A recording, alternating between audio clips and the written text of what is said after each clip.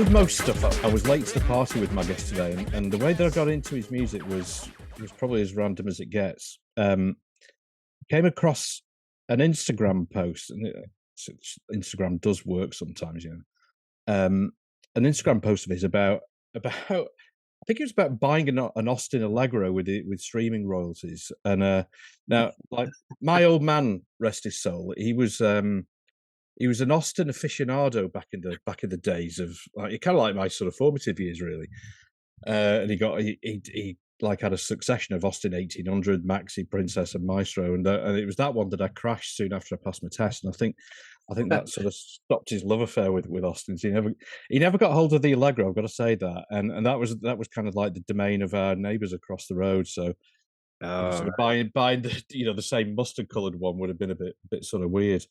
But anyway, on to more relevant and interesting stuff. So my guest today is writing and performing music that's really far-reaching in its impact. It's ingenious, it's inventive, it's unpredictable, it's really open-minded, and most of all, it makes me curious, not least to sort of put my own experiences and interpretation on the music.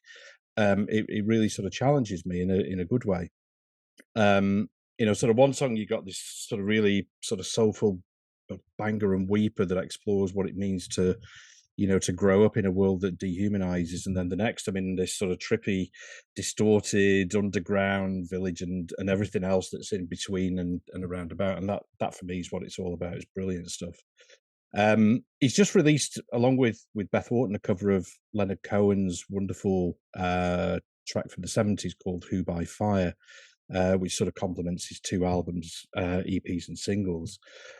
So enough of that anyway, and it's an absolute joy and honour to have Skinny Pelembe, aka Doya Beersboy, here with me. Doya, welcome, and thanks so much for coming on, man. Thank you very much for having me. That's the best intro I've ever read in my life. Well, it's recorded because I might just use that as an alarm clock now. Yes. Oh my god, that'd be scary stuff. That. Fascinating fact to sort of kick things off. So I got married last year to Saskia, and the track that we played at our little ceremony, unfortunately, wasn't your track, but it was a Beth Orton track with the Chemical Brothers. Oh yeah, the state we're in. I don't know if you know the track. It was just brilliant track. It is. And the title of it sort of turned out to be quite appropriate given the sort of the dramas that we'd had that morning anyway. But stating it. Yeah, I know. Yeah, that's exactly what it was. So you met Beth at. I remember when you announced that you were going to play Glastonbury, and I think that's where you met Beth, isn't it? I mean, I remember when you announced that, I thought that's absolutely brilliant. I was just like so chuffed that happened. Yeah, it's everybody's kind of bucket list thing when they start a band. Yeah. But it's so bizarre how, like, your idea of what stuff's going to be like or how it's going to happen or like is always like so different. We're like in the middle of routing a tour, and like the Glastonbury thing like popped in, and it was like, oh, but that means we can't get from blah blah blah. Like it becomes almost like some little inconvenience. It's like, do we have to? Yeah, actually, we definitely should. And you just like have to go to being 14 in your mind and being like, of course we're going to, of course. Yeah, as you get older, like all the practicalities start to sort of have more of a kind of like an effect on you. It's like, yeah, how are we going to do that? Oh, I don't know. Yeah, of course we can. Come on. Yeah. What was it like? It was a good experience. It was a great day. I'd been once before. Not gonna lie, I kind of hated it. Just too much walking. I went with the wrong people. I went with completely the wrong people. And I just was like, never going back there again. And then we got unless we play. Unless I'm playing. And then got the offer to play.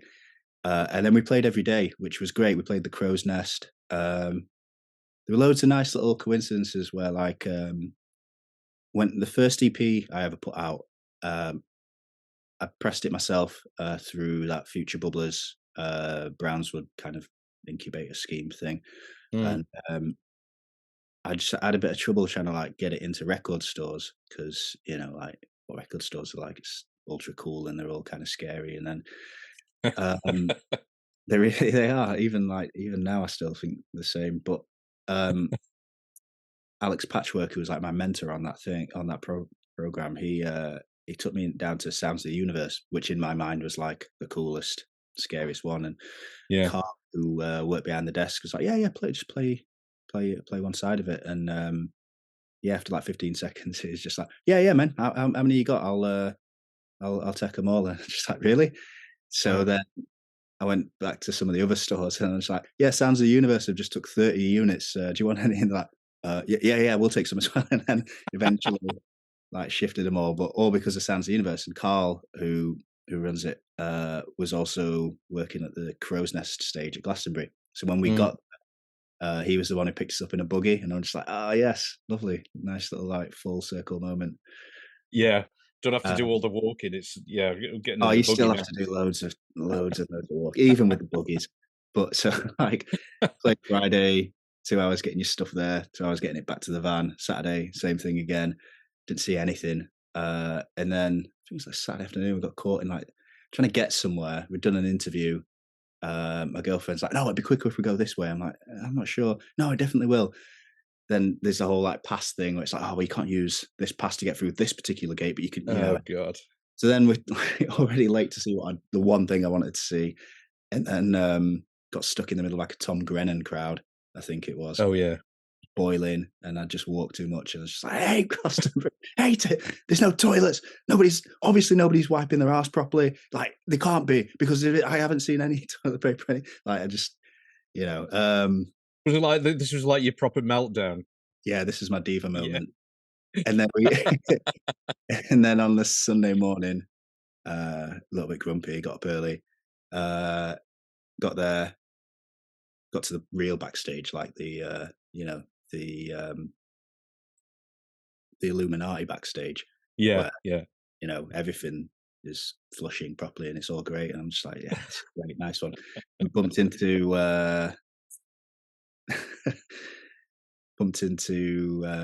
Adrian Utley, who was playing in Beth's band. I didn't Mm. realize that, but I just saw him kind of mooching a bit about around backstage, and that was like, yeah, he's I love particularly like him because he's like a he's a he's he's not a shredder, or I've never seen him shred. I know Mm. I assume he can, but like he's a really like functional guitarist, like in the Yeah, sense of, yeah, I can do all of this, but in the format of this band, maybe I'll just play E for like 20 minutes. It's yeah. fine. I don't care. And I'll do it spectacularly. And, I really, that really kind of felt like a nice little omen. And then bumped into Beth before we Mm. played. She was really, we're on the same label, but like, wouldn't assume that she would know that, or, even know who I am. And she's like, "Hey, Skinny Pelembe, we're on label mates." And I'm just like, "Oh, wow. No, hey, Beth, how's it Wow, going?" that's lovely, isn't it? Yeah. And then we had to pack down and then do loads of walking again after that. So I missed her West Halt's set. But then we saw her at the Crow's Nest, which was Mm. like really, like, it was a really special thing. And Yeah. then, yeah, it kind of made sense. There were loads of suggestions for like, oh, how we're going to finish off this Who by Fire cover. I personally was like, don't need anybody else on it. It's done. It's like, oh, you could get blah blah blah on or blah blah, and just like, yeah, so what would it bring to the track? Yeah. Uh, and then we played Glasso, and I just thought, Beth Orton, obviously, like, of course, Mm. message, and she got back like immediately, and just it's like, oh, I'm in Paris doing some other stuff, and I'll send you over some stems, and she did, and it was just Wow. Well, we see that the so I'm interested, like you kind of like because I'm interested in sort of mindset and stuff like that. So your sort of first reaction was like, not sure what anybody else would kind of bring to that. Do you normally kind of go for collaborations, or I um, mean, obviously you've done some, but outside of my own thing, I love it. yeah, I love to I just want to be one cog in a clock. I love it. yeah, Well, my own thing, there's kind of like a reason why it's me and not a band, and I mm, want total control over it. yeah, The minute I start a track, I know exactly what it is that I want it to be. I can hear it. The hard thing is trying to realize that thing and get it as close as you can to what it is you're hearing in your head. Yeah. Um, so, usually that means compromise if you're going to bring someone else into that. True. So I go through bursts of, depending how high my kind of confidence is at the time. Like I was on a bit of a high when I did that Sleep More, Make More Friends EP, Mm. and that and everybody on that were people that I'd met as I'd moved down to London, or like just it was I really I'm a bit cynical when I see like a collab, and it always just Mm. feels like a marketing exercise. But if it's people that have come into your life in like a non musical way as well, like they genuinely like have become friends or something Mm. like really, that's when I feel like, yeah, we should do that. Like no matter how big or small that artist is, we Yeah. should solidify this friendship by making a tune. So kind of like yeah, there has to be a sort of meaning for your Yeah, for your for your life, kind of like an impact for your life, and kind of, rather, I know what you mean. It was everything should have a like I if you're totally. not doing it with a meaning, then it's you really just kind of um you're just falling through life, aren't you? Which it's fine, but not for me. Like I always try and look for meaning in everything and try and connect the dots. Yeah.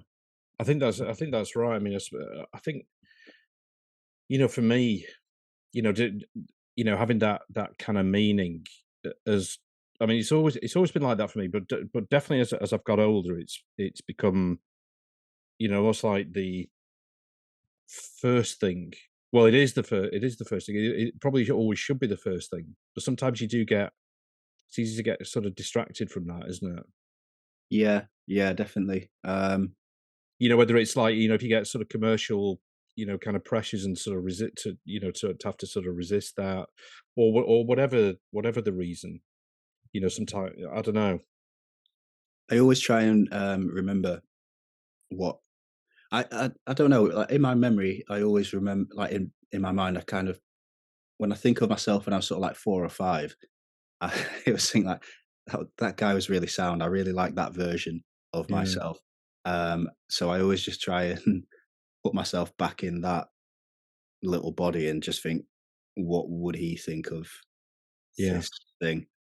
Um, Maybe it's not the best business decision to consult a 4-year-old, but Well, actually, do you know? I mean, I really like that, because I'm totally with you on that, because that's like when, at that sort of age, before you, and even younger, sort of before you get, properly into the world, and sort of how it works. That's kind of like when you're purest, isn't it? yeah, yeah, that's when It's I there's loved, no bullshit, is there? It's like it's no, pure you. yeah, that's it.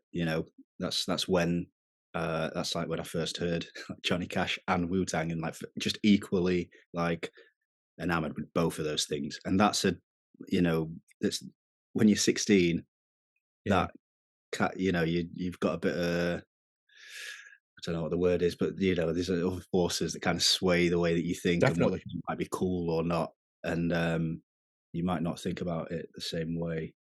I like that. I love that purity of like when. Yeah. It's funny, isn't it? Like how those other sort of influences sort of come into your life, and start, and can, sort of like, sort of sidetrack you, and use it. I don't know whether we always sort of, this thing of people looking at what others are doing, comparing yourself with others, Yeah, and it's a lost cause. It's useless. It's just like a road to just being unhappy, really. But we all do it at some stage, don't we? I think you've got to. I think you've, and I guess you're always doing this, like, and you will be doing it forever, I guess. But you've got to kind of go around the houses to come back to where you, Mm, basically, you're only gonna, you only really should have moved down one house or one street, but you've gone round the fucking yeah. neighborhood in this process to get to a really simple move on that Mm, chessboard.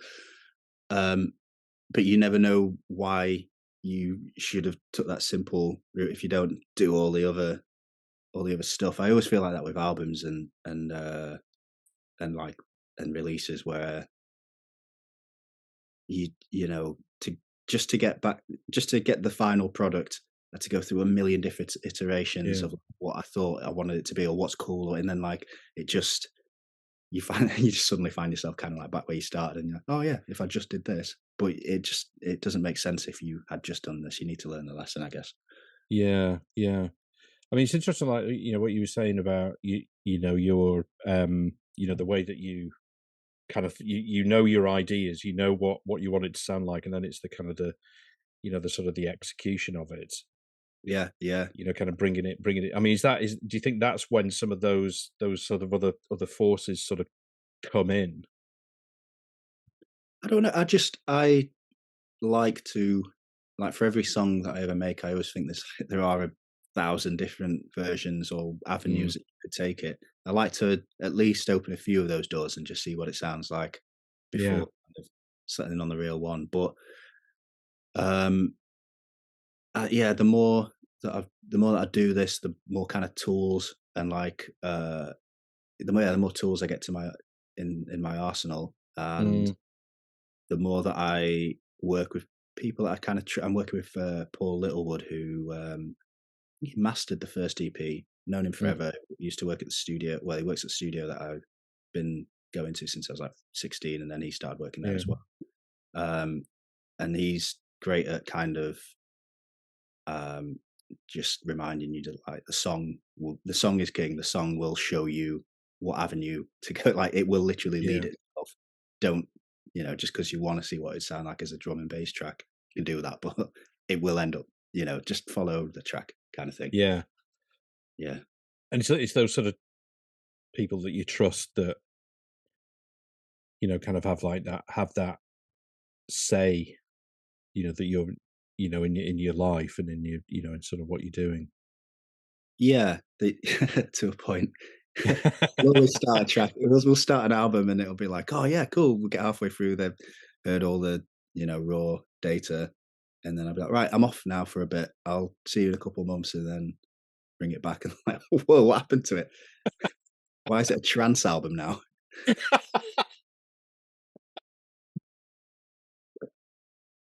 Interesting.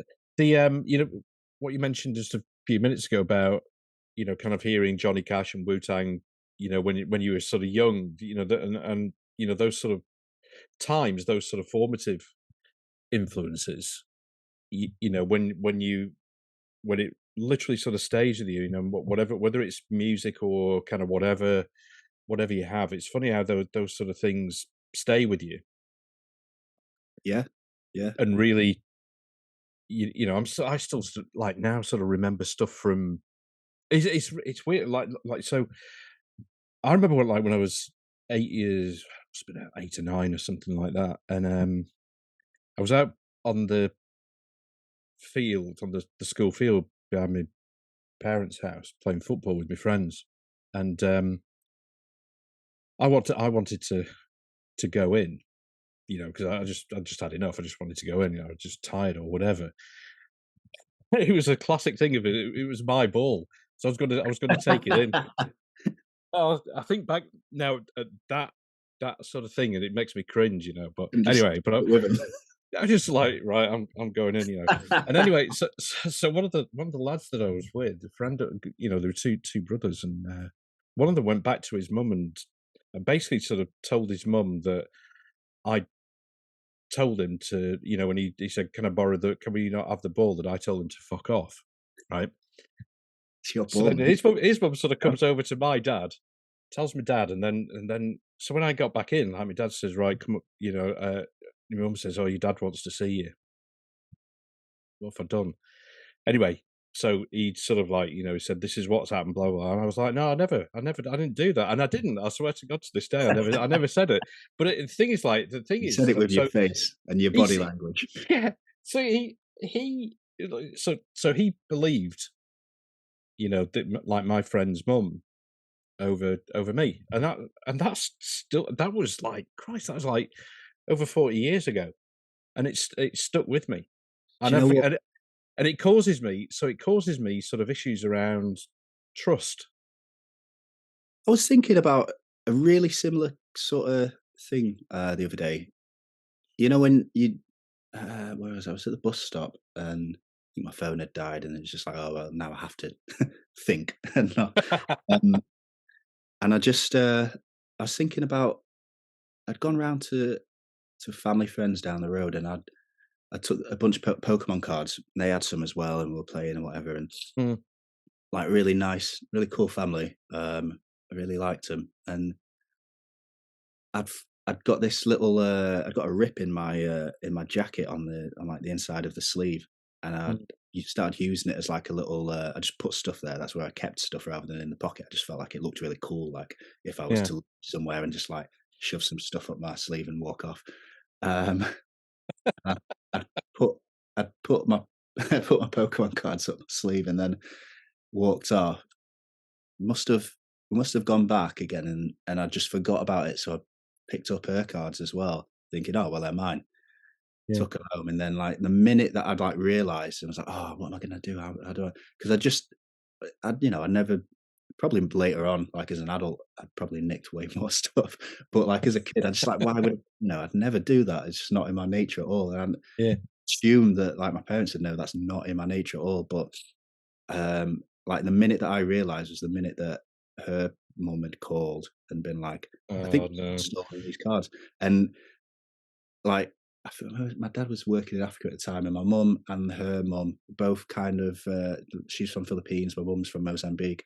You Mm, know, like, there's just, immigrant parents are a little bit less kind of. I always used to be a bit jealous as a kid looking at, like, other kids' parents or, like, the kids from England where it's just like we're just so, like, chilled and a bit more kind of like, "Oh, well, we'll discuss it and we'll talk," talking to the kids on that kind of level. It's a broad brush to paint, but, like, generally, like, yeah. immigrant mothers, especially African or, like, it's just like, there's no, "You listen to me." There's no There's no kind discussion. of like Why middle would there be ground here. discussion? What is there to discuss? I'm God for, like, the next 16 years of your life. Um, I just got the biggest bollocking. Yeah. Um And then I went round to theirs to drop off the cards and got the biggest bollocking from her mum as well. Like, Oh no. I just felt so embarrassed, but also so much like, why does nobody build like I said that, but like, why would you? I don't know. Yeah, I was thinking about that, and Why does nobody believe me? yeah, yeah, exactly, and Yeah. just I cringe when I think about it, but at the same time, it's also a little bit like, well, you should have believed me. Like, Yeah. what had I done prior to? I would Yeah, I was not that this means anything. grounded It's for a not week. it doesn't. It maybe it has different shaped some part of your character or whatever, but it doesn't mean anything. But at the same time, you can really dig into those little memories, don't you? And Yeah, totally. they might, It yeah. kind of I'm sure that, like, it started to, like, the past sort of 10 years I was going through, like, just, like, a lot of changes in my life, and it just made me, think of those sort of moments and think of, like my mum and dad were getting ill, the last few years, and it makes you kind of think and look at the, sort of relationship, and I was like, that sort of stuck with me, and it made me realize that some of, like, how the relationship was with my dad kind of later on, that had an effect on it. My mum just sort of stood by, she was just like, "No, whatever your dad says," and he grounded me for a week on it. Sake. Then I was justified in swearing. I think the friendship with my mate didn't last too Yeah, much longer after that, then you you told them to fuck bastards. off. Snitch. I know. Yeah, exactly, yeah. So what kind of, like, when you were a kid, what sort of scenes and what sort of people did you kind of, gravitate towards as you were kinda growing up?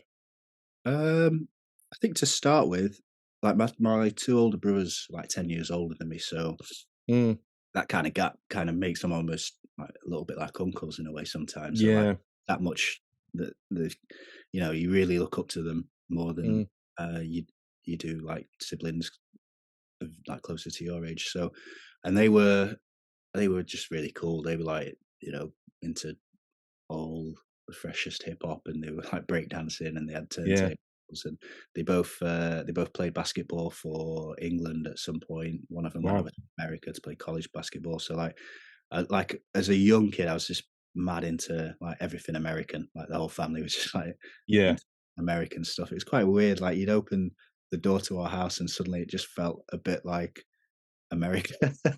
Like just all the media. And then you go around to my other friends' houses and they'd have like, I remember just seeing like one mate having like all their uncles and friend and everyone around at their house like wearing Adidas Sambas and like listening to Cooler Shaker, and it just seemed Yeah. like a completely different world to like come around to our house where like it's Adidas Sheltos and Yeah. they're listening to Onyx and Black Moon and Yeah.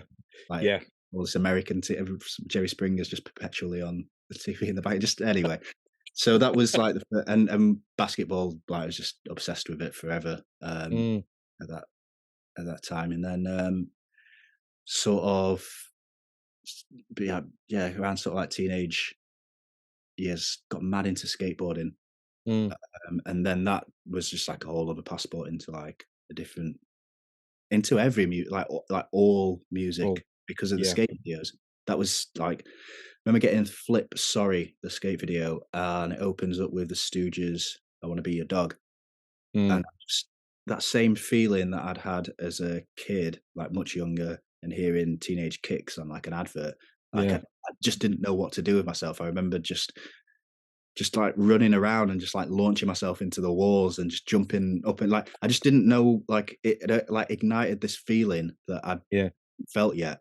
I don't know, lust or like I don't know, just it just set off like a bunch of A hormones. bunch. Yeah. Literally didn't know what to do with my body, just running around, bumping into shit.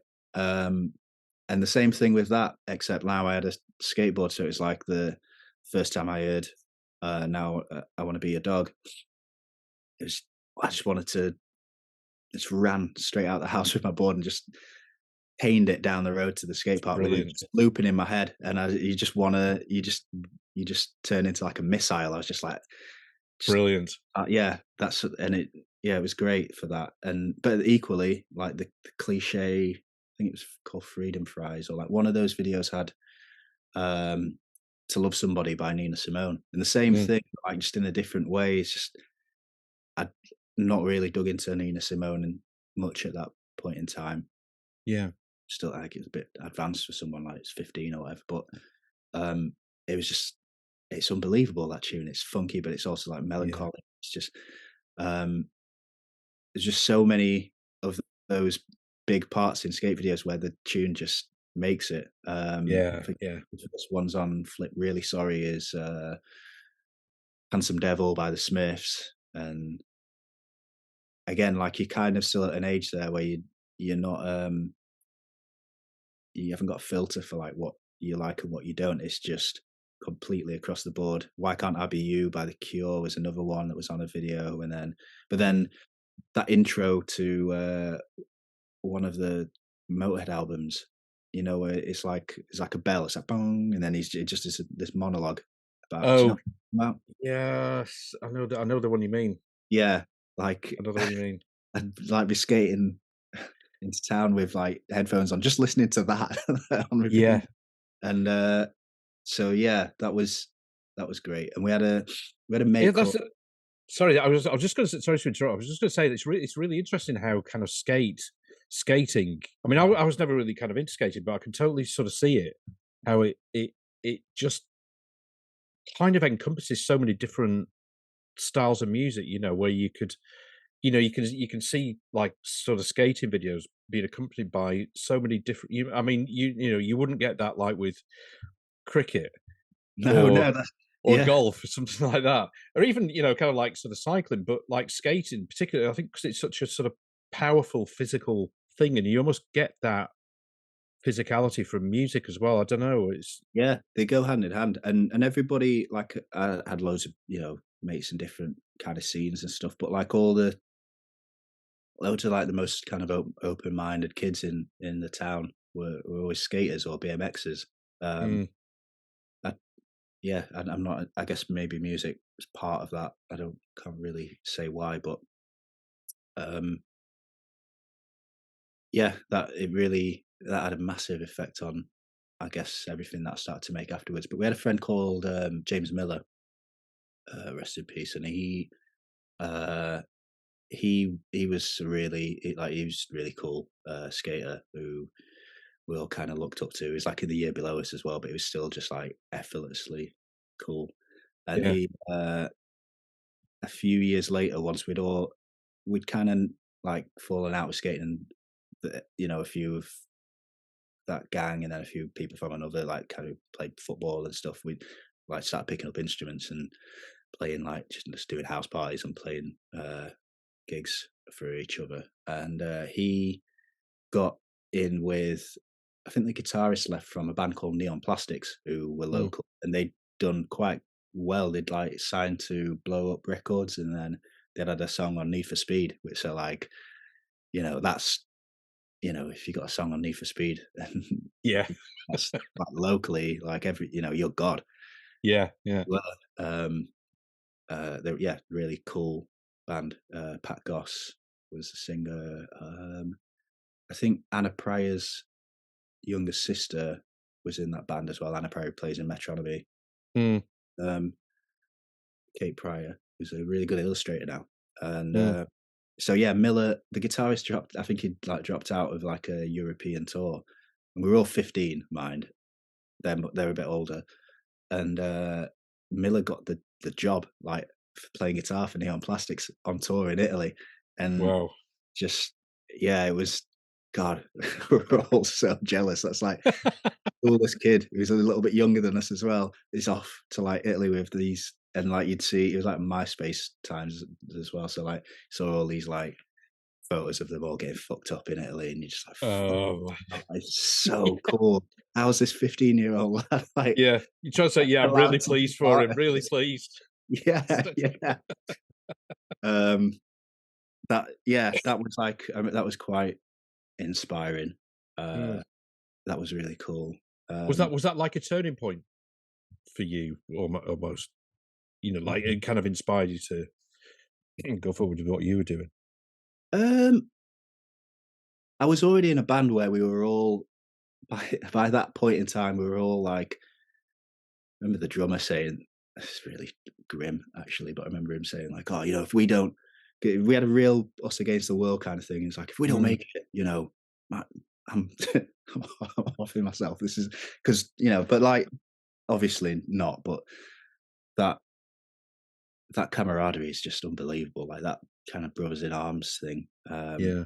We were already like, yeah, man, we're gonna do this forever. And me and the bassist still like he's not in the band, but we write together all the time still. And Mm. drummer as well fills in on a couple tours. He did on a couple shows. Mm. There's something I want to do with him in the future as well. So like it was a yeah that little period of time with all the bands in Doncaster, and we had a great little scene at that point in time. And we all went to see the Strokes as well. That was the first gig I ever saw at the Yeah. Dome, third album tour.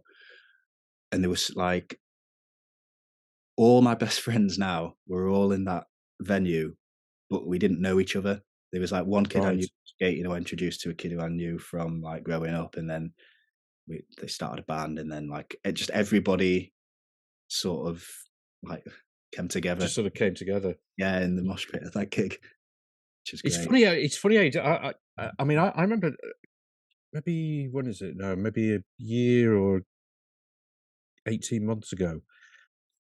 I did an interview with Alice Nutter, who I don't know if she was like in Chumbawamba, Right. and she was saying I mean she was from Burnley originally and lived, but then like Chumbawamba lived in Leeds, the sort of district in Leeds, and like in the early '80s, like in a squat, they were kind of sort of broadly kind of like anarchist beliefs, but she was. I remember her saying that the power that they got as kind of basically, they were living together, they shared money and stuff like that. But I guess the point is like about the community and the strength that she said that they felt together from being kind of so close and tight knit. It was like, we just felt that we could fucking do anything. Yeah. We could literally sort of take over the world. We just sort of felt so strong together. Man, like, yeah, you can dine out on that feeling forever. It's once if you've had it like a couple times, then that's just it's the greatest. And we had the gig, the main venue that we all used to play at um, was a club enemy at the time as well. So you'd get all these bands that were just about to take off playing, Mm, and you could either open for them or you could I like we'd open for John Hassel from Libertines. He had another band called Yeti. We opened for them, and we opened for a few other bands on like who were doing that club NME circuit. But yeah. also, I started I've been a photographer for a little while before I started doing Skinny Pelembe, and Mm, I uh, I got a I was allowed to basically just take photos of the gigs at Club yeah. Enemy. I was still too young to get in, but I was all right to take photos. And Yeah. I remember like the Cortinas played, and that was the first gig I'd ever photographed, and I didn't really know what I was doing or what I was allowed to do. I just basically got on stage and was like stood in front of the drummer, like taking a photo of him. He's like, "Fuck off! What are you doing? Get off the fucking stage!" Um, but that little hub as well. There were a few hubs. There's like Higher Rhythm, the studio that I've always gone to.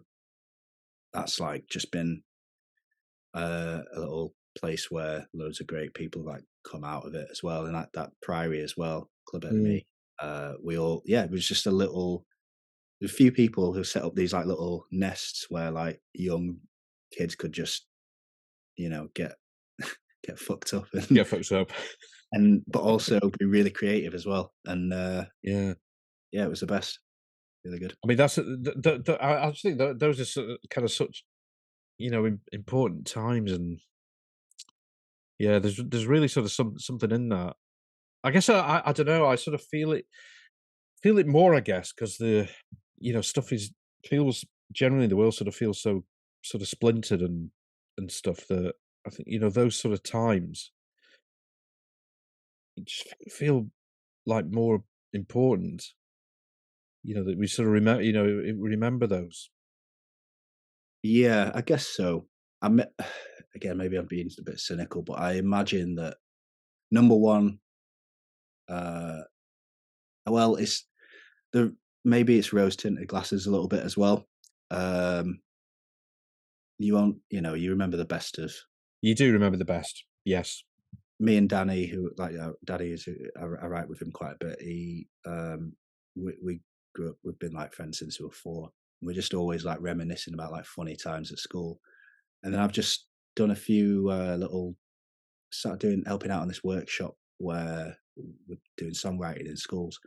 Mm, And we come back to all these schools in Doncaster, and we're doing songwriting. And the minute that we got into a school, I just remembered like I'd completely forgotten all of this like feeling. But the minute that we got through those gates, I was just like, I hate school. yeah, Like, oh yeah, I remember now. I fucking hated it. It's like a yeah. prison. I couldn't wait to get out. But for the past 20 years, we've all just been reminiscing about how great it was. Wouldn't How great it be was, back in yeah. school would be great, but like mate, it's hard. It's grim, isn't it? Yeah. No, yeah. You're right there. It's funny how that memory is kind of selective. Yeah, so to Suppose. reminisce about like, going back to Priory days and all that, Yeah, with with the brain you've got now as an adult, you'd be thinking about the war as well at the time, or you'd be thinking about all these other things going on that you're just completely oblivious to as a 16-year-old, because the only yeah. thing that matters is going out and playing gigs and other people. So yeah, I'm How, sure I'm sure it was also pretty fucked up at the time. yeah. How was your kind of your own self confidence and self belief? Um, In what you were doing. How was that what now or positive thing? back But then? then, like back then, well, both actually. Um, Or how's it changed over the years? so I don't know. Everything's always in flux, isn't it? Like nothing's ever Mm, black and white, and everything's always kind of between those two shades or extremes. But I was yeah. always like I've always been a really shy. I was a really shy kid. Uh, Mm. I really had trouble like looking people in the eye for Same quite. for me as well. Yeah. So music was a bit of a.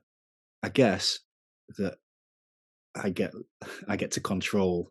a social situation when I'm in a band or in a Mm, doing my own thing like that. It's like I all the parameters like the lighting, yeah, the playlist before we go on, um, when people look at me when I choose that they don't like, I get to control everything, and that's quite nice.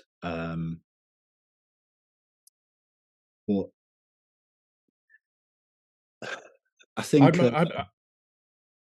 I'm yeah, like that first band, I got a massive boost of confidence, and then throughout my 20s, because my dad died when I was 19, and then mm, I feel like 10 years after that, I was just lost in it. Like, mm, not completely. Like, I'd done loads of cool stuff. I moved out to London, got in with Brownswood and all these mm, scenes and people. But yeah, it really took a long time to get get that juice back. yeah, Uh, so yeah, I wouldn't say the most confident, but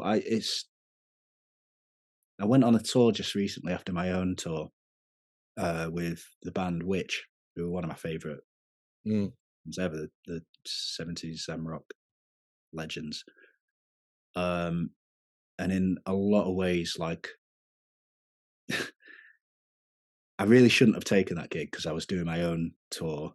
I didn't really have a lot of time to learn the tunes, and mm, um, also just didn't rate myself as a guitarist at all. I mean, before the second album, I didn't rate myself as a singer either. So, mm, but I'd got to Munich airport before the first gig, and I'm not lying, like I was this close to pretending to have an heart attack, or so. I was like wondering what can I fake that would get me in an ambulance so I don't have to do this gig. don't have to do it.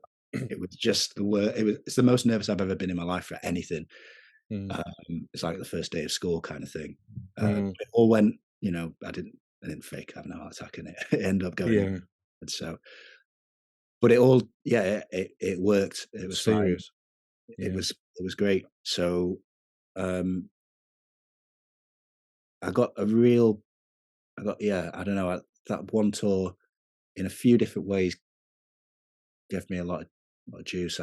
Like as a guitarist, I was like, yeah, okay, cool, I get it. I get what type of guitarist I am, and I can do it. It's not a big thing. But then the different type of people in that band, and they're an African band as well, and I guess I haven't really kind of thought about it, but it's kind of something that ties into, I don't know, what, like, your identity, and if you're African or if you're mm, English, or you're, like, are you African enough? Are you English enough? Are you this enough? Are you that enough? And yeah, in so many different senses, I got, I just felt like massive validation yeah, uh, being in that band. yeah, Um, and yeah, I feel like right now probably more confident than I have since I was like 17. It's weird. Yeah, I can't really explain it. Mm, don't really want to like unpack it or delve that deep, to be honest, because then I might mm. like figure it out and then go back to being shy again. To being shy again, yeah, yeah. No, I can totally sort of see that. I mean, I guess over the years, I suppose sort of, learnt to deal with the shyness and, because you kind of do you kind of have to do to an extent as an adult, but I've never lost it. There's some situations I definitely, go into now, and I'd rather not be in them. It's not the worst quality to have. Mm, When you go to a party and you like, you kind of scan the room and see who you want to talk to first. It's not yeah, usually the loudest, most boisterous people that I want to yeah, out with. absolutely, It's usually the shy people who are quite funny and usually dark horses, and you know, def it's not the worst thing, but it's good to just, it's not life or death. We're not we're not like we're not early man anymore. We should, like, with stuff like that. It really pays off to kind of just deal with it head on, and then yeah, yeah. find yourself in a better place afterwards. Which is why I'm going to take dance lessons next year. Are you taking dance lessons? No, I keep telling myself I'm gonna. I might do because that's the last block of Is it? awkward shyness where it's just like, why do I move like a lizard that's like stood up? It works. Yeah, I've got I'm kind of guitar, with you on that. figured it out, but like, fuck me, yeah, just get through that. Maybe that's the key. It's funny, like my partner, she's her dad's Jamaican and like mum's English. We went over to Jamaica in when was it 2015 or something, maybe about 7 years ago, something like that. It was her, I think, great uncle's 100th birthday, and that talking about that sort of whole movement thing and kind of coordination and stuff like that. Yeah, I was like, oh, yeah, I was that lizard. I really was, I really was. It's just an absolute shock. And she's just like at me, why? Why? Why are you moving like that? But trying is like way better than not. I guess like Yeah. to kind of stand with your back up against the wall and to not get involved is almost it's almost a bit like, "No, I'm better than you guys. I don't need to do." It's when people do stuff like when people open up the room to that kind of activity and that like energy. Mm, Yeah, it's a generous thing, and like mm. you should probably like you know just shake a leg at least, and then it's it's a gesture in it. I've definitely tried, and Oh, it's definitely Christ. prettier if I just don't bother. Just stun like the lemon on the sort of like in the just out of the spotlight, just in the shade a little bit, so I can't properly be seen, just sort of peering in. Ah, that's still not going to work. Birthdays usually, well, it always is around. It's on the last weekend of August, so like carnival's always that time of year. So I tend to Yeah. go quite a bit, but I just go straight to like channel one sound system, or just go straight to the sound systems where really like everybody's just kind of stood up against speakers and they're just like, that's the Yeah. dance. Like I'm into that. Yeah. That's yeah. Forget I all the think I think I saw them at, this, smallish sort of club. It was like a Sunday afternoon thing, um, over it must have been around sort of Brick Lane area, I think, a few years ago, and it was, oh my god, it was so loud. It was it was so loud, but they were absolutely brilliant. yeah. Really, really good. It's a weird.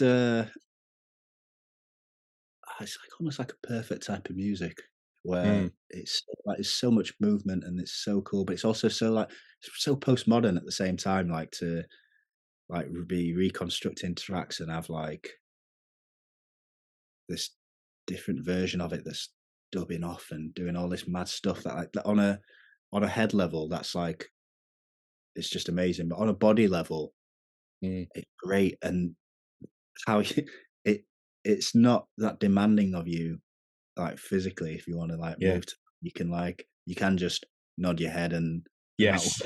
or you can go for it, but it's not yeah, it's not demanding of anybody, it's just cool.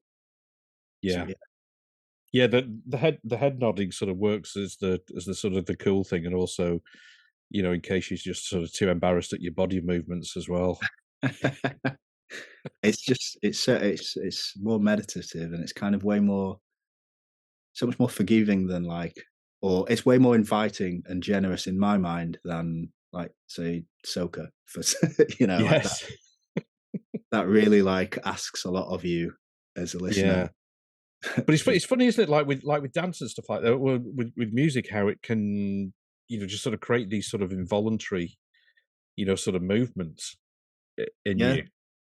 it's funny how culturally as well, like you'd think that I remember as a like when I was a bit younger and we used to go back to Mozambique every year and what I would think would get everyone absolutely going, would be some housey kind of, or trancy kind of thing. Mm, And and it's just like yeah, to like everyone else, and then they put on something from there that's like everyone's and I'm like, I don't see how I could dance to this. Or it's it's it's it's amazing how like just a sensibility from a place can kind of birth a type of music, you know, Mm, acid house or so, and you and that just works for certain types of people, and certain places around the world as well might just, you know, have that same idea, but then you take it to another place and it's like, we're good, we're all right, we're good with that, yeah. we don't need that. I heard But that there's, you know, Andy Butler from Hercules and Love Affair. yeah, So he was I did another interview with him, and he was talking we were talking about this, um, you know, stuff around genres and, you know, how it's basically kind of sort of genres are basically load of shit really. yeah, But he was saying that like for him, like the most exciting time is like when, 'cause, I mean, they're kind of unavoidable, aren't they? But like when one genre is sort of fading out and the other and the follow-on thing hasn't really happened yet, and there's this kind of like something forming out of the ashes of one thing before the others sort of formed. He said for him that's the most exciting time because there's basically no rules then. yeah, yeah. But then that like the usually the people caught in that middle, that little middle bit, middle distance, you get overlooked a bit, don't they? They kind of Can do, yeah. they're not the like figurehead of like the next scene that's going to happen. Yeah. I always think that a little bit about Durutti Column. Mm. He It's sort of in between worlds, isn't he? And it Yeah. never quite got. Yeah, I don't know. Maybe I think there are a few bands. I mean, that's a that kind of 80s is an interesting sort of period, you know, and the you know, kind of bands like A Certain Ratio and, um I played with them on that Witch tour actually just oh, recently. did you? Yeah, it Well, was unbelievable. I did a podcast with Donald. Right, cool. Brilliant. They're really like I kept saying it. I don't know how they thought I meant it. You know how they took it, but like it was so much fresher than I thought it would be. Like live, they're just it's still it was fresh. Like it really like had Totally. like yeah. Sorry, go on. Sorry. No, no, it's a no, it's a you know, I think they're a kind of great example and, you know, the bands like, you know, that kind of period of time, like the Au Pairs, you know, very sort of short-lived, but almost like pioneers in changing sounds. You know, at the time, sometimes over. I'm not saying a certain ratio were overlooked. I think the Au Pairs probably were, but it's and sometimes then it's years later that, you know, then they get acknowledged as, you know, as being the leaders. You know, being really Well, groundbreaking things. it's just communication in it, and I guess if you're between languages, you're still kind of developing that language. Mm, That that's a really important job is like developing the yeah, language. But once you settle on a language, it's much easier to communicate it. So therefore, yeah, you know, somebody who's fluent in the new language, like you're communicating way easier yeah, people what it is that you're trying to do. But like when you're developing that language, it's maybe not everybody's understanding what you're saying. yeah. But Jurassic Column definitely, they were definitely in that kind of area as well, sort of Yeah. falling between things, and I think people find it hard to, you know, when you can't really put a label on it, people start thinking, "Oh, what is it? What is it?" Well, it's not this, it's not that, it's a little bit of everything, and I think people's attitudes are sort of changing. That's what our brains do, don't they? We are just Compartmentalize. trying to that's and it's really frustrating because you like for me, I f-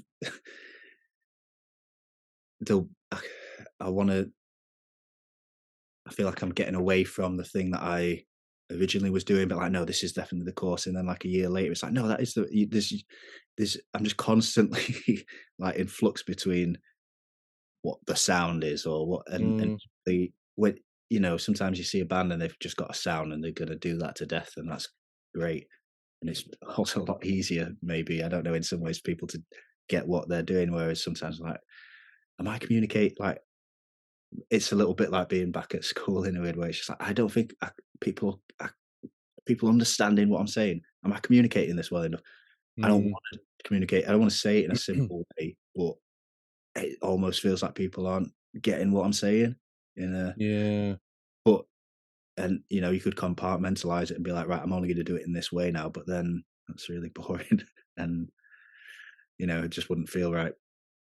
Yeah, yeah, it's a funny one how our kind of brains work. I mean, we do get used to that, kind of compartmentalization and, used to sort of putting things into sort of boxes so we can kind of understand it better. But,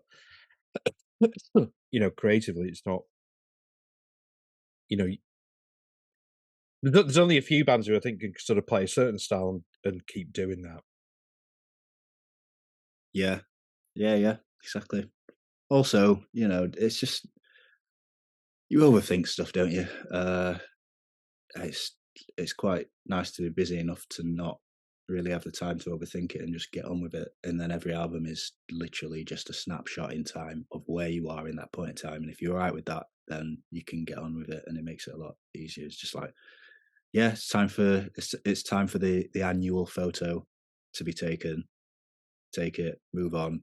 You can look back on it in a few years and either think, oh yeah, I had a great haircut that year, or not. Musically, what was my musical haircut that year? Yeah, I don't have that sort of problem to think about with haircuts anyway, but I know what you mean there. You can do a lot with the beard, mate. Absolutely, yeah, yeah. That's what I was just sort of thinking. I was just scratching it thoughtfully. Yeah. Well, I wish I could grow one. So I'm sure a few years ago it didn't used to be as white as this. It's basically sort of like the time of year for it, isn't it? But Jesus Christ.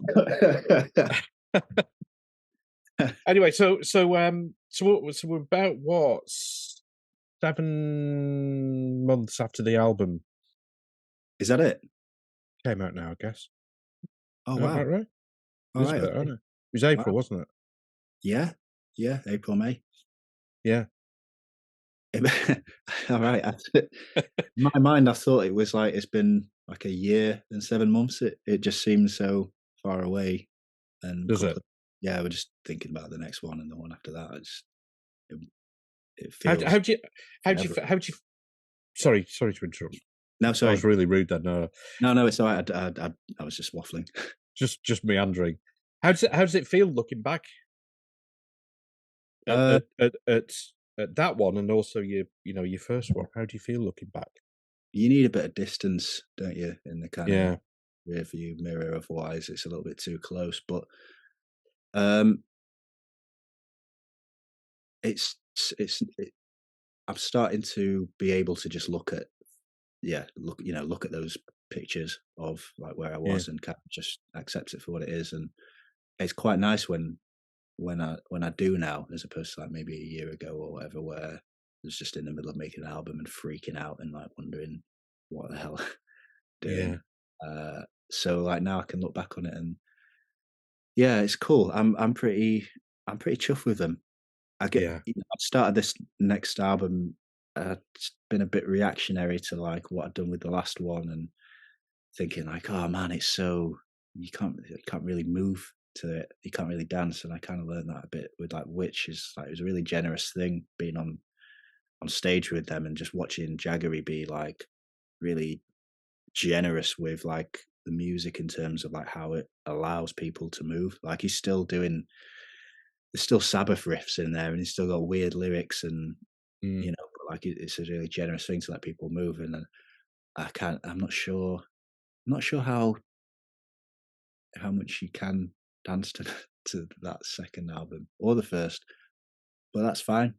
Maybe it's more head music, or maybe you can dance to it. I don't know, but it's yeah. I look at like Oh Silly George as like maybe a weird clunky thing sometimes, and I'm like, God, that's such an awkward groove, and it's such a. But I wanted it to be like that, in hindsight, and I do listen to it. And I'm like, fuck yeah, that is really cool. I can't think of anything that sounds like that, and I guess that's just yeah. what I wanted to do is make something that sounded like nothing else. I think it's fantastic. It's just so fantastic. Just such a fantastic record. Thank It you, mate. really is because it's like like I said in the intro. It's just got all the it kind of wanders. You don't know what route it's going to take when you listen to it for the first time and second time. And you keep coming back to it because there's different things in it that you pick up on. Right. You know that you didn't hear the first time. You hear it again, or it makes you feel a sort of different way. And I've got to say that on "Don't Be Another," that drum fill What, is just the really fucking little, incredible. it's really short. It's just really simple, right? Really short, really simple, but it is just so it's just Yeah. so effective. That's Chrissy Lopez. So we had like the beat already, and it could have been fine like that. Really, it was maybe a little bit more like the Kills or something. Yeah, And I, when we get drummers in, I'm really always a little bit. It's hard when we're making the track because I kind of, it could be more exciting if there were more fills and more, variation. But I'm not banned, like, and I don't want it to come across that way. yeah, I love Suicide and the Kills and all, and stuff that's really stark, and it's definitely. a little bit robotic. And Chrissy, yeah, Chrissy Lopez totally gets that. She's because I mean, she kind of loves. She, I think if she could turn herself into a drum machine, like she probably would if she could, if the technology was available to like put her sentience into like an NPC or something. I reckon she would. Um, but whenever she does do those little fills, it's Ringo. It's Ringo as Oh, fuck. it totally, it I love it. really is. Totally serves a song. I've fallen out with people in the past in a big way for like slagging off Ringo. Um, Yeah, the musicians, how can you how can you love music and not realize like what he does for the song is yeah, so perfect. He's not Clive Stubblefield in any way, yeah, yeah, but it's not it's not the same thing. He just like yeah. he could easily have just clumsily done something brilliant over every Beatles song, but he just serves every song so fucking perfectly. It's funny, isn't it? That it's just you know the real talent is just is identifying what's needed for that song. Just listening, What yeah. the aesthetic is. It's just having a conversation, and if you're just gonna talk all over the other people, Yeah. it's not a conversation. It's just wank to listen to, isn't it? Um, Yes, you're right. but, but equally, it's like, listen to like a podcast where people are like overly listening too much to each other, and they're hardly saying anything. It's a bit kind of, Mm, a little bit chin strokey. That can be equally insufferable. Like yeah, they're all just talking to each other. yeah. But like they've got such a great conversation like with each other musically. That's we'll be trying to get that level of communication forever, aren't we? That's like all we're ever going to be trying to do. I think as well, I mean, you mentioned about like the earlier about the Strokes and some bands who just so kind of talented, but play or the way it's sort of produced by Gordon Raphael just feels loose, but there's just such a beauty in that kind of looseness. Yeah, and It feels right for the sort of songs, doesn't it? yeah, have you ever heard the like the stems on their own of like them just the guitar No, on it? no. Nobody's doing fucking anything in those songs. Nobody's doing anything. It's literally just like one guy's going ba-na-na-na-na-na-na-na, the other guy's going jank, ja-jank, and the drums. But like as a whole, fuck me, it's unbelievable. It's yeah, Wow. but that same thing like playing with Witch. I they have like they've got other guitarists, and I was just filling in for that tour. Hopefully, get to Yeah. do in the future. But like I'd seen videos of other people playing, and you get your dynamic when you sort of decide who's in the band, and Mm. it makes sense eventually. But I like looking at them playing before. It's like, oh, I can't shred like that, and I don't want to. I've got no interest in it. Yeah. So the big moment was kind of like a couple gigs in when I realized like, oh yeah, no, I'm just gonna do I'm just gonna play rhythm and I'm gonna play wah and I'm just gonna really Mm, dig into that and really just try and do my own thing in this band and kind of like and then that just worked so much better and watching Michael Rout is play lead with like it just became a pleasure just watching him yeah. in a really in a non in like a non-egotist, he'd just find gaps in between everything and just make noise, and it'd be unbelievable. But like that was a pleasure to watch from the other side of the stage as I'm just kind of like just ticking over Yeah, yeah. like a car engine. And it's yeah, I love it. It's funny, isn't it? Like one of my kind of favorite bands, like just since forever, have been Killing Joke, and with Geordie dying recently, um, the way that I remember that like his guitar tech posted a picture when I think a couple of years ago they sported, or maybe it was longer than that, they sported Billy Idol. Stevie Stevens sort of pedal board was just like huge. And then he posted a picture of Geordie's by the side of it, just like a little sort of box, just like about Yeah, that sort of that sort of size. And with the way that, but the way that he just get that effortless sound, just like flick of the wrist and just produce this like immense sort of sound. It's that it's just you. less It's is more. It's huge sound. yeah, or or sometimes more is more, but it's just you. It's just personality. I kind of felt a Mm, bit embarrassed of my pedal board when I went on that last tour with them because I like at the beginning because it's literally just one pedal. I don't yeah, that's it, and so there's no need me having a pedal case or a board for it. It's yeah, just plonk it down and then pick it up or walk off of it at the end. Um, but yeah, like kind of halfway through, like the drummer's kind of like looking around. He's like, yeah, man, that's really cool. And like a few, the other guitarists like, oh, yeah, that is cool. And I was just like, yeah, it is fucking cool. Yeah. yeah. But it wouldn't be cool for me, for somebody else. It's just, I'm just a That's who lazy, you are. I'm a lazy fucker. And I play like a lazy bastard. And that's my style. And I want, not like a lazy bastard, but it's, Yeah. it's just how I play. And I want to get to from A to B as quickly as possible. And Mm. that's, yeah, if you could play with your own personality, that's the best thing, isn't it? Well, I mean, yeah, I mean, this kind of like um idea of being authentic, which is kind of has been used a lot, sometimes loses its meaning. But if you take it in its real meaning, what you're doing there, it's you. That's the authentic side of it, and that's what appeals. I think that's what appeals to people. People see that it's like, okay, that's real. That's kind of who you are. Yeah, yeah, that's it. Anyway,